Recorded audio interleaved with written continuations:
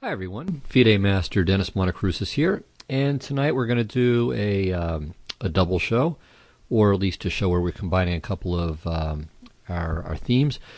It's going to be first a viewer question and then a viewer games show, although some of the games were really more like questions, so it's appropriate, I think, that we do a little bit of a combination here. I won't be able to get through all the games that have been posted. I do want to say, though, that if you're just asking about a part of a game, that you submit that to the viewer question thread. And something I've also suggested a few times, and I'm a little surprised that someone who's a regular watcher of these videos has done it anyway. So please only submit one game per, let's say, per interim period. So if I haven't done a show, a video show since your last question, please don't put a second game in there. So I try to keep it one per customer per show. So the person who's put two, in fact, and even in the same question, I would ask that you would remove one, please. Also, someone submitted a game but did it in a replayable board. Please submit a PGN version, so I can just cut and paste it instead of going through one move at a time, going back and forth. So that would really be helpful to me. Okay, so let's go ahead and start with the questions. Actually, the first one I'm going to kind of defer. It's from Krumov, who is a Class D player, at least so he says. We'll look at a game of his later, which I think was quite a bit better than Class D, really. It was actually quite good. So anyway, his question was about the Grunfeld, and says, what, in my opinion, is the most promising line for white in this opening, in the Grunfeld? I looked at some lines in the bishop to g5 variation, but they proved to be somewhat dull, and black equalizes quite easily. So he asks, should I study the Russian system, the exchange, or the rook to b1 variation? Actually, the rook to b1 variation is within the exchange. And says, I'm standing at the chess crossroad now, thanks. Well, we'll come back to this later, I suppose. Well, okay, maybe we can deal with this a little bit now. So you asked about this and then presented a bishop to g5 game, which was very successful in the other thread.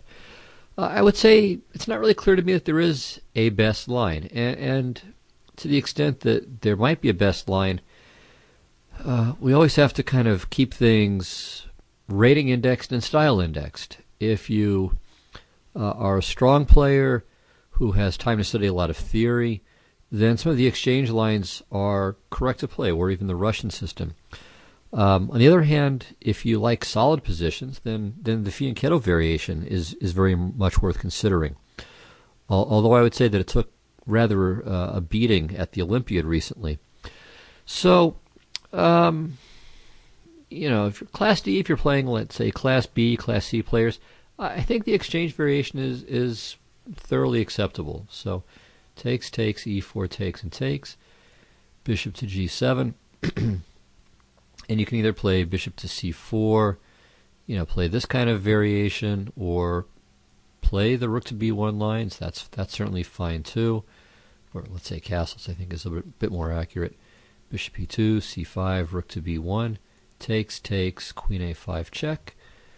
You can even play queen d2 here. I mean, bishop to d2 is the more common move, but there's nothing wrong with going for this Grunfeld ending, and it takes a black player who really knows what he's doing to equalize in that ending, and you can kind of develop a feel for it. I think that's not such a bad choice. Certainly, this is not a bad choice either, but the current theory does suggest that black is equalizing in these lines, but black has to know so much theory, and again, if you're talking about players less than 2,000, no one's going to have it all memorized. So if you like playing with this pawn center, and white gets very lively play, I would certainly say that this is absolutely a fine way to play. Another quite decent way to play against the Grunfeld is this line, knight f3, bishop to g7, and then bishop to g5. With the particular idea, c takes d5, knight g5, knight g5, e6, queen d2, e takes d5, queen e3 check, king f8, and then queen f4. So you can go explore this on your own. It leads to very, very complicated play. And again, at the club level especially, this is going to be extremely dangerous for black. So I can certainly recommend this as an interesting system as well. So, really try what you like. Again, at club level, well, all of these systems are fine for white.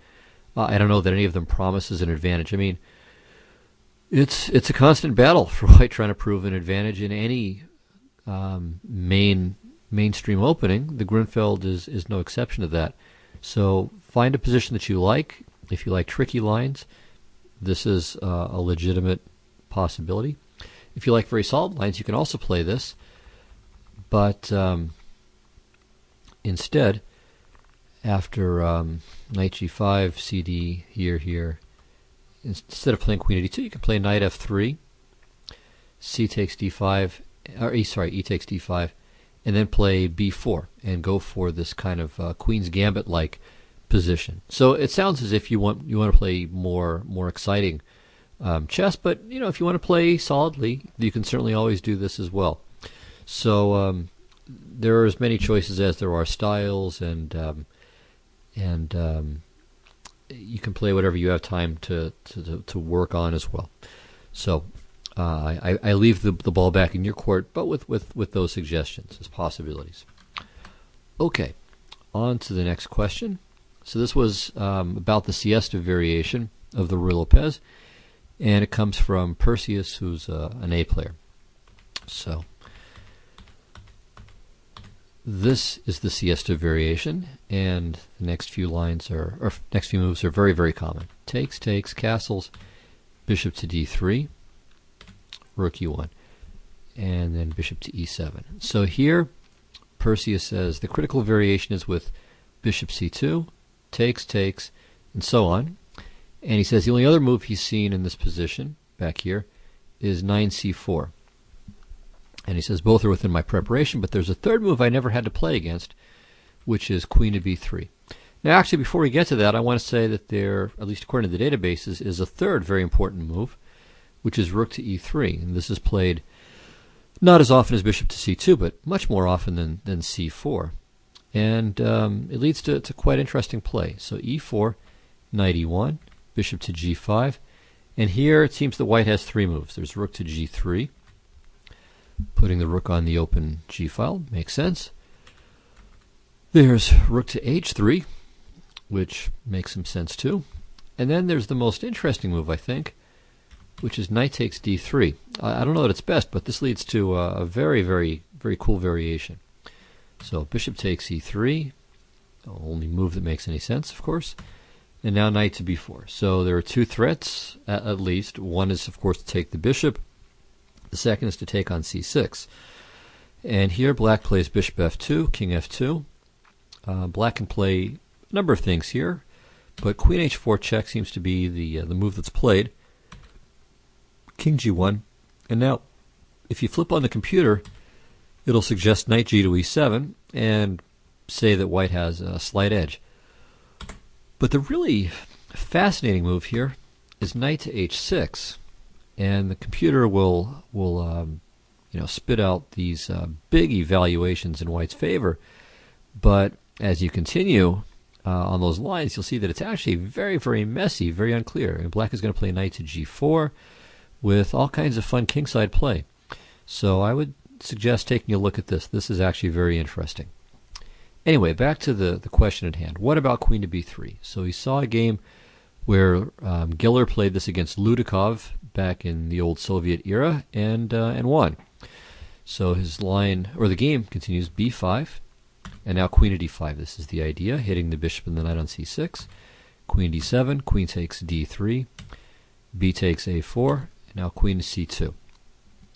So white wants to round up this a4 pawn and simply be a pawn ahead.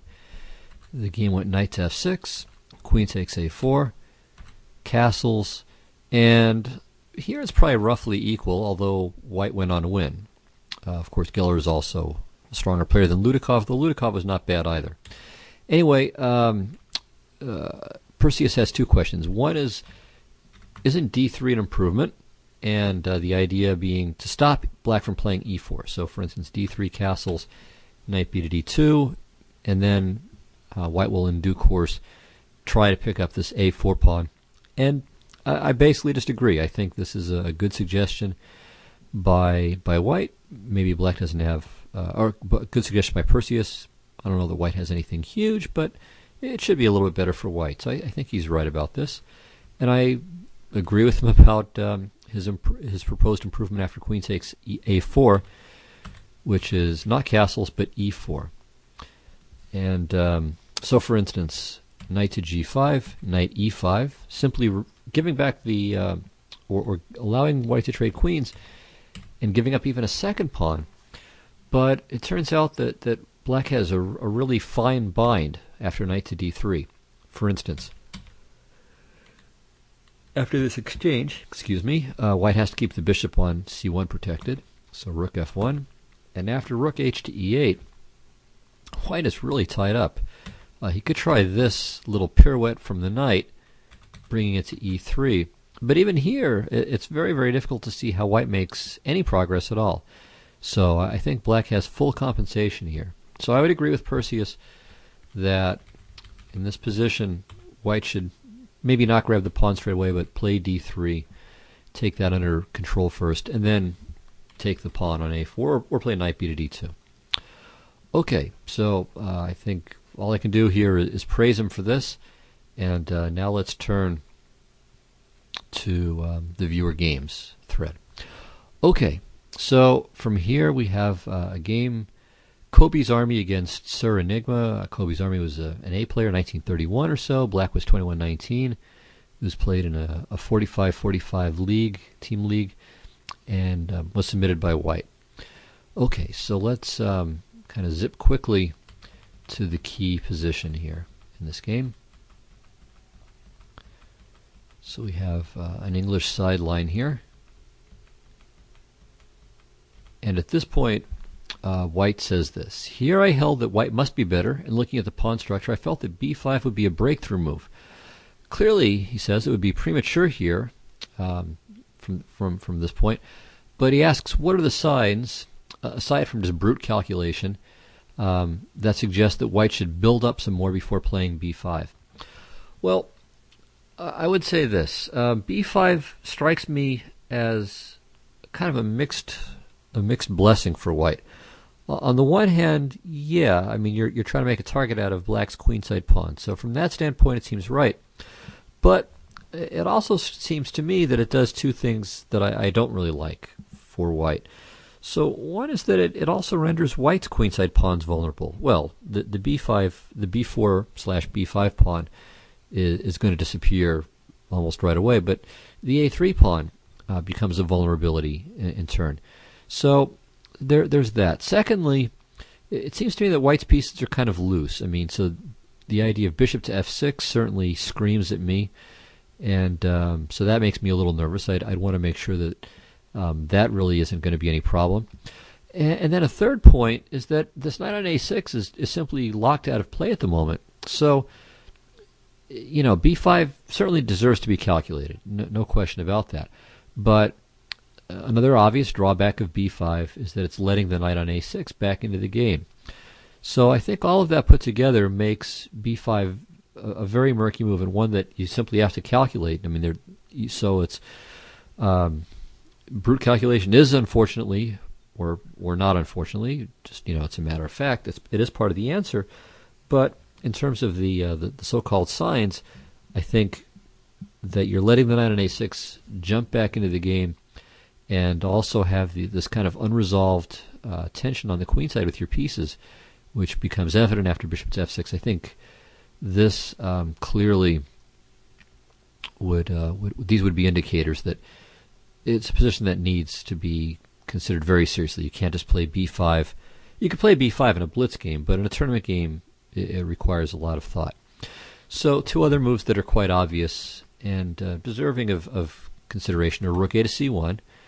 So that way there's no problems with your knight being loose. On the other hand, you know, the drawback is if you play b5, then bishop takes a3 ideas are in the air. But Not necessarily right away, because b5, bishop takes a3, b takes a6, bishop c1, rook c1. That kind of thing is good for white, that material balance.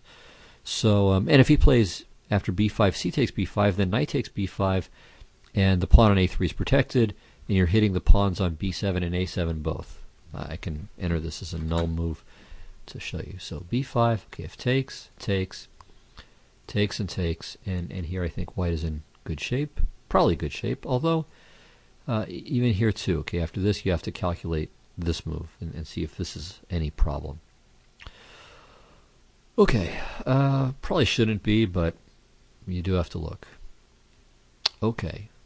Of course, you don't have to take there. You could maybe play knight a4 as well. And just block all these pawns and try to pick them off one at a time. Anyway, that becomes an idea. And as I said, if c takes b5, you could take on b7, but you could also play this, defending the a3 pawn, hitting the a7 pawn, and also hitting the b7 pawn. Okay. So the other move, instead of b5, is rook a to b1. So this way you're at least getting out of any pin with bishop to f6, and after b5, c takes b5, the rook might have some influence on the queen side on the b1 square. Okay, so these are possibilities. After b5, knight c5 takes and takes. The c6 pawn is a weakness, but it doesn't mean that you have to take it straight away. So other ideas that can be considered, maybe bishop to e5 might be worth considering. Bishop to c7, fighting for the d file, is a reasonable idea. And once again, rook a to b1, sidestepping any bishop to f6 problems, and seizing another open file. And taking away, well, okay, it doesn't take away knight to b3, but it does take away knight to b3's coming with tempo. Okay, so bishop c6 I think is a mistake. b5 may or may not be, but this I think definitely is.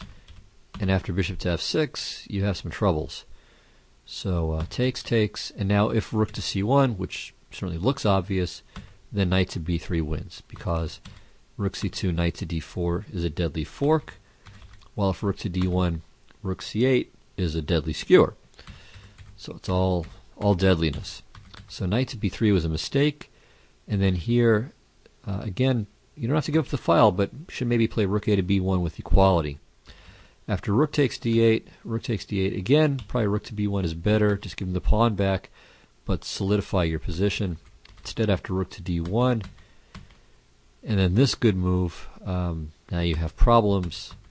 After all of this, now your position is unpleasant. He's got the bishop pair, basically a clean extra pawn because your f-pawn is worthless. Your extra f-pawn is worthless, and the a-pawn is going to be a real problem for you. So not surprising from here that white went on to lose. So really, I think b5 was a bit. It wasn't a mistake, but I think he played far too casually and really didn't pay much attention to his threats, which were significant on the queen side. Okay, on to the next game. So this was submitted by white. It's JW, who's 1829, against MM, is 1903.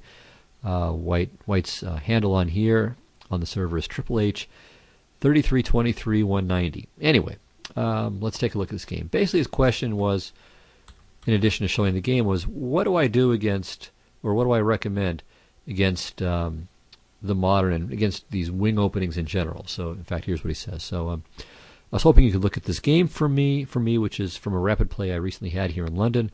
I've never liked playing against the modern, and I feel I got a bit lucky in this game.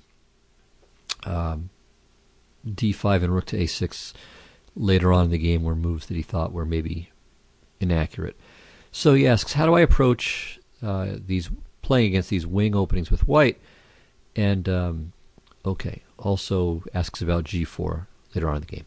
Okay, well, I would say I have kind of a double philosophy depending on how much prep I've done, how confident I'm feeling, and maybe how strong my opponent is when I'm facing these openings. So if I'm feeling prepped up, then I'm going to play the manly move. I'm going to play knight to c3, or let's say the adult move for any female watchers.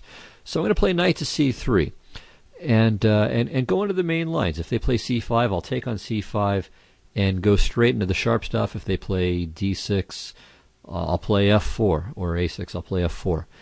But you have to be kind of a little bit ready for your prep and prepared for these very sharp lines. If I just want to play something solid, especially in a blitz game, or if I'm playing someone, if I'm playing someone much higher rated and I wasn't really prepared, I'll just play c3. So just take my fair share of the center, but not get myself in any danger of overextending. I think c3 is ultimately not the strongest move, and black should probably equalize, for instance, after d5. But c3, you'll avoid trouble with this move. But knight c3, I think, is the principal move. Also very good, although you should be a d4 player to play this, or at least feel comfortable enough playing d4, and that's playing c4, when black has a choice of going into a kind of a modern with some of these funny variations with a quick e5. So let's say d6, knight c3, and then e5. So this is the modern approach. Or black can, of course, play knight f6, and then we're smack dab in the King's Indian defense. So you can play this way if you know the King's Indian. If not, then you shouldn't do this. So anyway, that would be my general philosophy about this. So you either play this kind of principled knight c3 line, or c4 if you don't mind a King's Indian, or you expect your opponent will go into the modern treatment, or c3, kind of playing it safe. Knight f3 I don't really like. It's not a bad move. It's perfectly good. Actually, but it's if he plays a Pierce now with d6, I don't find the knight f3 lines the most incisive. So that's a slight drawback of playing knight f3, that black can get into, I think, a better Pierce line with d6.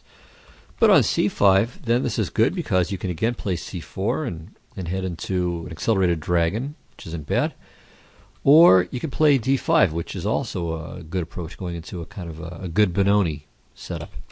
But e5, I think, gives you the worst of all the worlds here. I think e5 is just an outright error, because after c takes d4, your center is very weak. It's not stable at all, and I think black is already, frankly, better here. So knight takes d4, you're just dropping the e-pawn. On queen takes d4, knight c6 is also unpleasant. So the moves from here I don't really like. So queen b6, I think, is a mistake back. Now you can play d5. So c3, okay, again, this is okay. Knight c6, and then here knight a3 with the idea of knight c4, and then maybe d5 as a follow-up is pretty good. So bishop to e2 is a little bit passive and gives him the chance to swap and play d6, I think, with equality. Okay, a6 is completely inconsequential, and here takes is good, followed by bishop to e3. And then knight b to d2 is a nice move, because you want to play knight c4 if you can, and then drop the knight in on b6. This would be very nice for you. And he cannot take the pawn on e5, because if he takes, then after knight e5, he just loses. Queen takes e5, bishop d4 wins. And if bishop takes e5, then knight c4, and then the same trick. Takes, and the same skewer wins. So a6 was, I think, positionally bad. Just takes, bishop e3, and knight b to d2. And your center is stable. b6 is a weakness. You're just clearly better here. Okay, so after castles, you're still better here. Maybe he should again trade and play d6. After this, d5 is a good move, because the knight on h6 is hanging. So he can't play knight takes e5, because then you trade on e5, and if he takes back, then bishop h6 wins a piece. Well, knight e5, knight e5 wins a piece. Okay, so knight b to d2, and again he should play c takes d4, he plays knight f5, and here g4 is good. And you asked about this, why does the computer scream up and down for this move? Well, the point is that he's going to be playing with this knight out of play. So that's half the story. The other half of the story is that your center remains stable, and if your center is stable, then he's in trouble because you have so much extra space. His pieces are just going to be restricted, and so you're going to have a very comfortable advantage. And there's not really any serious kingside weakness. I mean, he's not going to be able to attack with his knight alone. I mean, he goes back to h6, you play h3, and your kingside is not in any danger. You have plenty of pieces, in the general vicinity of your king, while he has basically none over there. So, someday, maybe, something could happen over on that side of the board, but for the foreseeable future, there's no problem. Okay, so knight to b3 I think is inaccurate. Now black is fine. Takes, which is a good move here, and now he should have taken with the f knight, and in a position like this, he's just fine. The reason to take with that knight is, well, bishop to g4 becomes possible. The knight on c6, of course, is better to keep because it hits d4 and d5 as well. So here, okay, now you're a little bit better, but nothing serious. And in fact, here the position is roughly equal. But e6 is not a very good move. It needlessly fixes his central structure, making f6 a little bit less appealing. And also, of course, it kills his bishop, though he proceeds to swap it off. But, okay, with bishop to a3 and then g4 again, you keep an advantage. His minor pieces are very restricted here. Okay, instead, allowing this is favorable for black, so now he's in good shape. And bishop to a1 is also inaccurate. You should play a3 here so that you don't allow him to fix your pawn as a target with b4. And now the a pawn is weak. Okay, so rook to a6 is not as good as b4, but it's okay too. It's logical. And here as well, black is a bit better. Here you just got lucky. Your opponent had some kind of brain freeze here with knight to b4. If he plays bishop to f8, it seems to me that he's just better. Now he's preparing knight to b4, maybe even better bishop to b4, or maybe queen a7, and then knight to b4. And really, it's hard to see what exactly white is doing here. So there's no attack to speak of on the king's side. It's easily thwarted. The c-file is completely plugged up for now. And the a2 pawn is backward, and your bishop on a1 is not very good. So black seems to be quite good here, in very good shape here. So instead, knight to b4 happened, which is just a big blunder. I mean, for one thing, while what you did was best, there's really nothing wrong with just taking the knight for free as well. I mean, he can take the pawn on a2, but then you have rook c8, and it's even stronger. So this is just a dead win as well. But your move is best. Rook c8 check, takes here, queen h6, and that's game. He's getting mated. So a bit of a strange game. But anyway, back to the beginning. I would say either you play the sharpest, most principled lines, but study the theory, or you can play something more solid like what you played, and then play c4 or d5 or c3. Something where you're not grabbing the center with both arms and legs, but just taking your fair share and your little bit of extra maybe, and then just not getting greedy, but trying to make sure that the position is solid. Okay, so let's go on to the next game here. And this is, okay, yeah, I alluded to this game earlier. This was Krumov against Yatsenko. And it was actually, by and large, a very nice game, a good demonstration of white simply taking a space advantage in the Grunfeld and putting it to good use. Okay, so Krumov played the Krupa variation. I guess there's some kind of solidity here with the letters KRU. But I'm not a big fan of this. This line was popular a year or two ago, but I really don't think that it's good. In fact, I think I spent quite a bit of time early in the year looking at this line very carefully. Not because I wanted to play it, but because a friend of mine who's a pretty decent player in my area was interested in it. And we actually played a game in this variation that I won quite convincingly.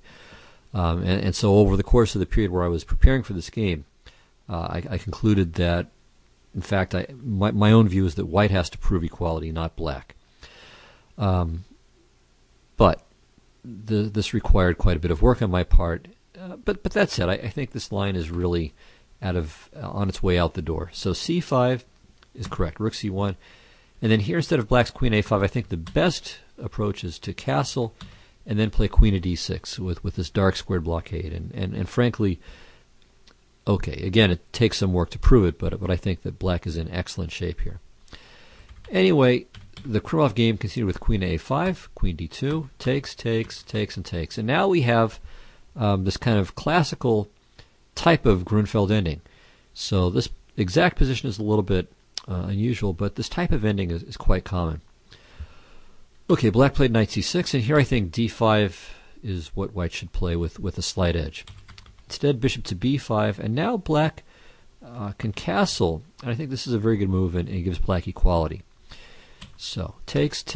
If white doesn't take, then black shouldn't have many problems here.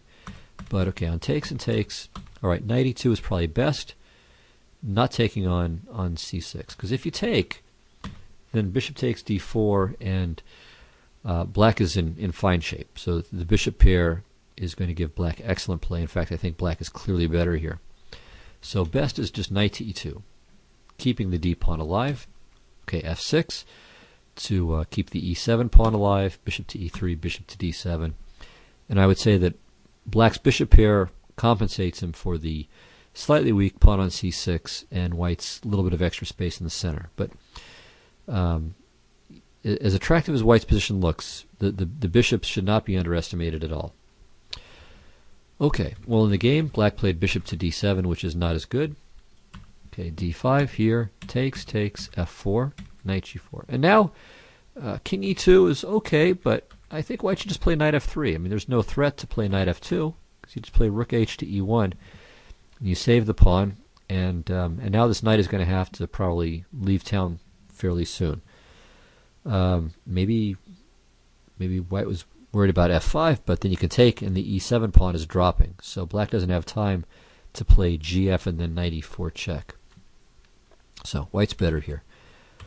So king e2 is a little bit inaccurate. Black played rook a to c8. Now the position is equal. Knight f3. And now kind of like the game we looked at a moment ago, where white was giving up the file, black should play bishop to b2 here and force white to make some committal move with respect to the c file. I mean, if rook to b1, then rook c2 check, followed by rook h to c8 should be good for black. So instead, rook c1 is very poor. I mean, we're just giving up the file for no reason at all. Okay, f6, bishop h4, rook c8, takes and takes. And okay, this is a little bit helpful for white as well. White should now play h3, drive this knight into oblivion. So Krumov asked about both this and bishop to b2 in his notes, and he's completely right. These moves would both be improvements. So after h3, white's clearly better. Okay, knight to d4 was a mistake because black can take on h2. White certainly has very good compensation, but there was no real reason to give up this pawn in the first place. So g5 was a counter error, and now h3 was a very good move by white. And after takes and takes, bishop h6, knight e6, black is just simply lost. This bishop is trapped, and in fact here black resigned. So a very well played game by white, and a nice illustration of what white can do with this extra space in the Grunfeld ending. So good job. And frankly, if all the games with bishop to g5 on move 7 go like this, you should keep playing it. Okay, next game. This is between Jeju and Matt Souza, who submitted it. Though his handle is not his name, we'll avoid mentioning his actual handle. So anyway, black in this game submitted it, Matt Souza, and he says he has two questions. The first has to do with the middle game. For some reason, he says, I seem to lose a lot in open positions like this one. I felt like I was better for most of the game, but all of a sudden my position just collapsed. And he says, I know that, well, we'll see it later, bishop to b6 and bishop to d4 couldn't have been that strong of a combination, right? I just couldn't come up with a refutation over the board, though. I guess I should have just played 23 queen g6 and held it together instead of rook to e8. Okay, we'll see this later on. So he says, by way of general questions, that said, can you give me some general principles to follow in open positions such as these? Should I not have been in such a rush to try g5? We'll see this later on. Secondly, after I lost the pawn against that tactic, I figured I might be able to hold a draw if I could get the queens off the board. To my surprise, my opponent obliged me on the first try. Is there any way to salvage the half point in this pawn down ending? Surely my bishop is better than his knight in an open position like this, right? Okay, well, let's take a look at the game. So we have this two knight side line here, which really promises white basically nothing. C6 is possible here too, but this is just fine.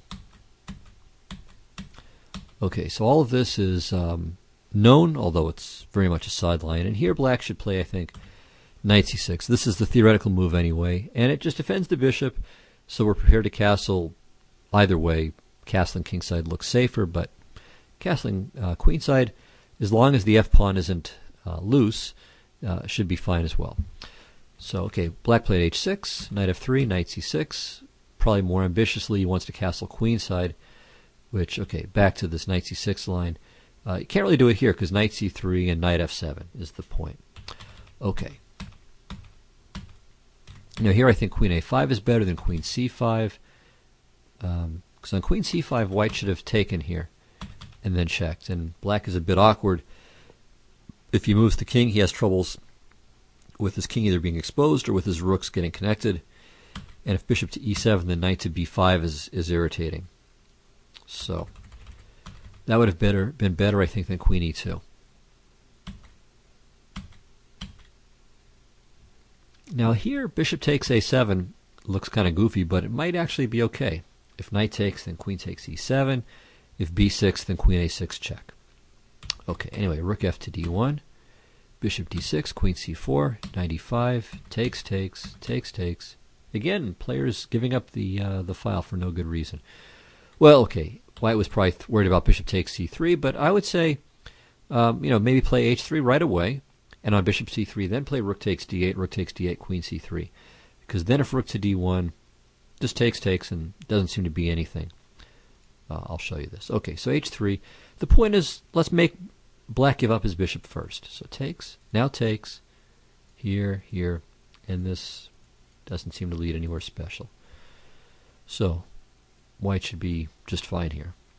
All right, after rook takes d8, rook d8, h3, a6, rook e1. We come to the critical phase of the game. So here, black played g5, and objectively speaking, this doesn't seem to be such a bad move, but it is very committal.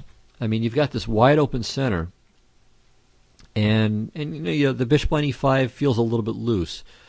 So and what white tried to do was to attempt to take advantage of this, but in fact, tactically, g5 seems to be okay.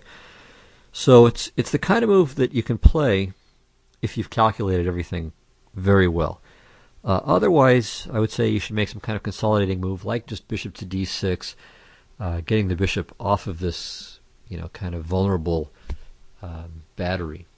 There are ideas like queen c5 for white as well, kind of aiming at queen a7, and in some cases, bishop takes h6, although, of course, not there because of bishop h2 check. So, anyway, g5 is tactically quite okay. White's bishop to d6 was actually a mistake because, okay, the threat is rook takes e5, and also to maybe play rook e5, something takes, and then queen c7 mate. But if black plays g4, there is no threat of rook e5 because, well, rook e5, queen e5, and the queen covers the c7 square, so there's no mate. And, okay, h4 is best, but then g3, and black is actually in very good shape here. Black is clearly better. So bishop to b6 is in fact a mistake, but it's again a tricky position, and black played bishop to d6, which makes sense as well, but now, okay, white's okay. So bishop to d4, and here black should play queen to h4, taking advantage of the fact that white has some looseness in his position as well. And the threat, of course, is now to play, among other things, at least to have this exchanging idea with queen d4 and bishop h2 and then rook takes d4. So this is at least, ideas like that are up in the air now. Okay, instead though, after rook to e8, yeah, now queen f1, and white has everything nice and solid. Black doesn't. So queen g6, takes, takes, takes, takes, check, and there goes a pawn. Now, here I have a complete difference of opinion with Matt. So he thinks that queen f8 was a good idea, and that he was a little surprised that white just went ahead and swapped. My view is just the opposite. That queen f8 is just a very bad move, because in the resulting knight versus bishop ending, black has absolutely no counterplay, and so white can just play for a win, and I think should win, but can play for a win with no problems whatsoever. I think that ending is just hopeless for black. Whereas at least, when you have queens on the board, there's always some general hope of counterplay. So I think queen f8 is really bad. Takes. Okay, king f1 is fine. Can certainly consider a move like just g4, fixing these pawns on dark squares, and then with the aim of playing something like this. Of course, white wants to centralize the king, but ultimately we'd like to put the knight on a square like f5. That would be one idea. And okay, bishop to g7 isn't really going to hurt our feelings. We play this, bring the king to the center, play b3, and hey, no sweat. Okay, so those are some ideas there. But king f1 is fine. So king d7, king e2. All right, so this lets him off the hook a little bit. Okay, here. And, okay, g4 would be fine, but knight to g3 is actually very good. And then king e4. So now the white king has the center. Black has no targets at all. White can very easily put his b and f pawns on light squares. And, yeah, I mean, this is just a very, very routine, very simple end game to win with white. So I would be delighted to have this position against anyone, and I would completely expect to win. Okay, so don't have to look at the remaining moves. And actually, there was an error in the game score, a couple of them. I think f4 was played here. With white, I would play a4, by the way. So I don't like that white never bothers, is not really in any hurry to fix these black pawns on dark squares. So I would play a5 here. A4, pardon me. Okay, so knight to d4, bishop d6, takes. Here, king f5. Okay, and here it says something like king takes h4, something that made no sense. But in any case, I mean, white is just completely winning here. Need to be a little bit careful. I would leave the knight maybe on.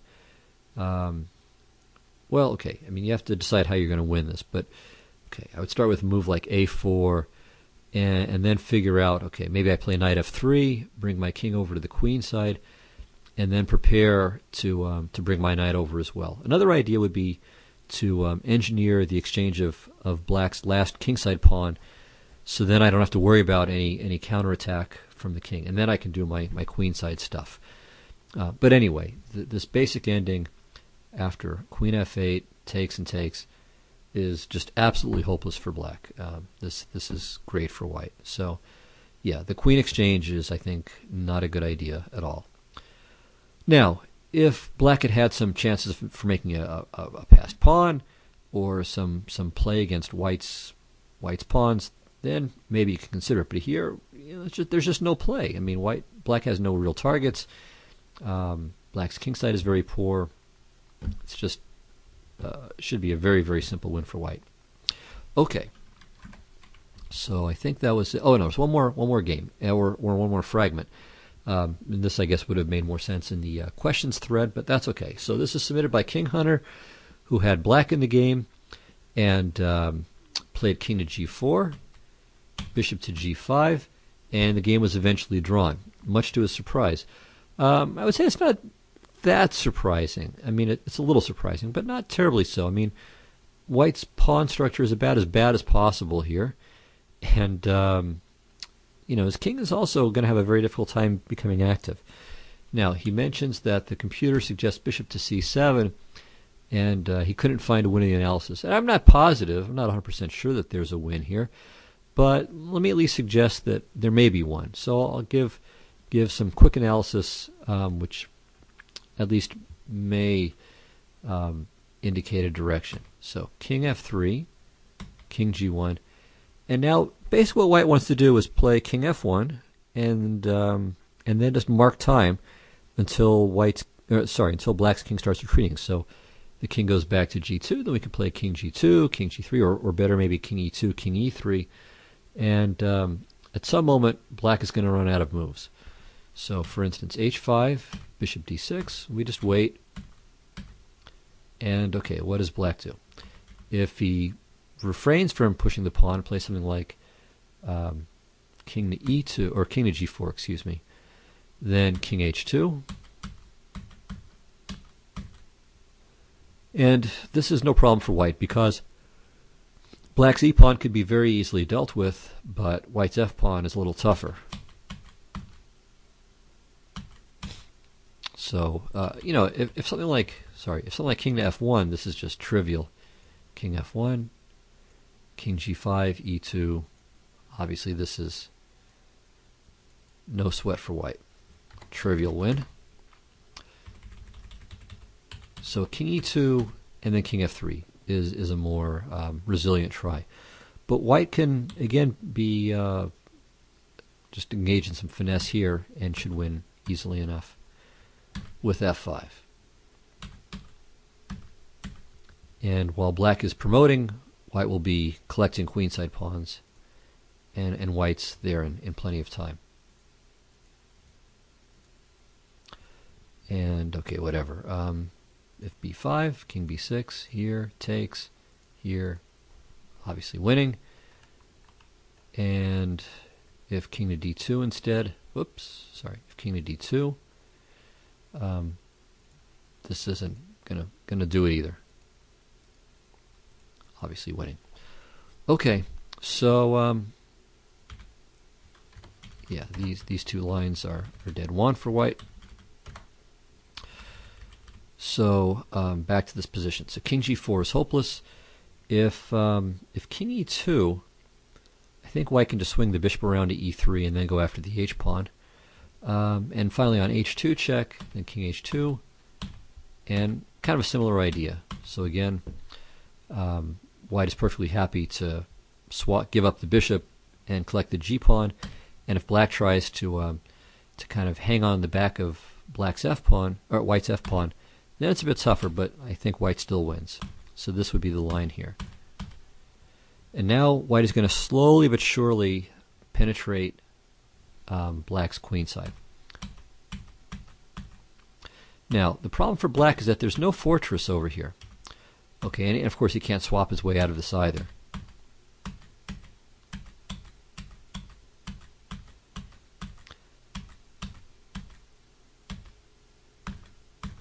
And he has to give up the pawn, and then it's just a king and pawn ending win. The bishop doesn't have any purpose anymore. And even if it was needed, then we would just use it for a tempo move.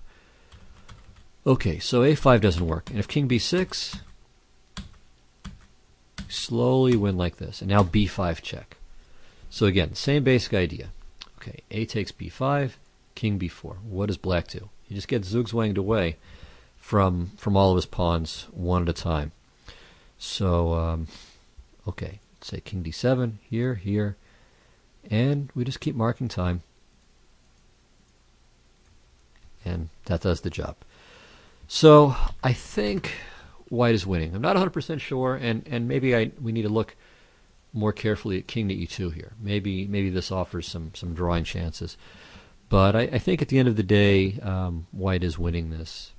Let's see, so bishop to d4, king f3, here, here, king h2, and now we go back around, and I think that should this should be winning.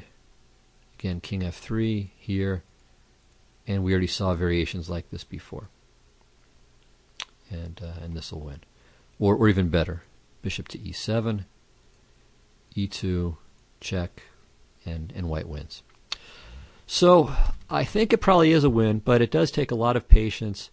But slowly but surely using zugzwang. So that's one of the things. When you're looking for a plan, you have to realize that in endgames like this, that black has to move sometime. So there can be positions where if black can only move when he wants to move, it's a fortress. But the fact that he does have to move at some points will often be fatal to him. Okay, so that's that, and I think that's also the end of the batch we're going to look at for this time. Yep, it is. So thank you very much. Again, reminder to those of you who still have games in there, so the person who submitted 2, please get rid of 1. Pick the one you prefer, and to the other submitter, please, if you can put in a PGN of the game, that would be very helpful to me. So thanks a lot, everybody. I will see you next week. And until then, good luck in your chess. So take care. Bye-bye.